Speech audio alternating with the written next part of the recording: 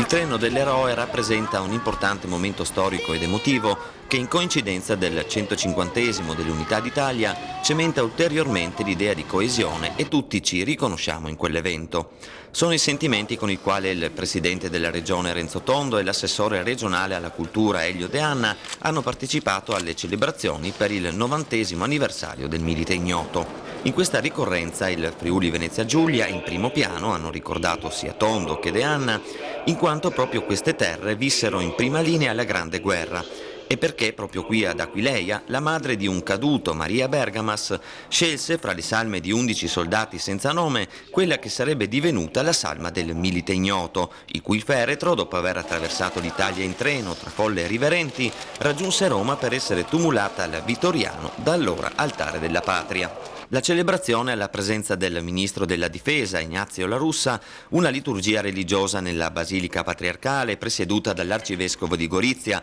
Monsignor Dino De Antoni, la partenza poi del treno dell'eroe commemorativo con un vagone recante un affusto di cannone, la bandiera che avvolse la salma del Milite Ignoto nel viaggio di 90 anni fa e che raggiungerà Roma il 2 novembre prossimo toccando varie città, e accompagnata da una mostra storico-documentaria che sarà inaugurata a Roma al Vittoriano il 4 novembre e che successivamente, dal 12 gennaio 2012, sarà a Trieste a disposizione della popolazione e in particolare delle scuole, ha affermato De Anna, perché i giovani conoscano la storia del Milite Ignoto, che è la storia stessa d'Italia.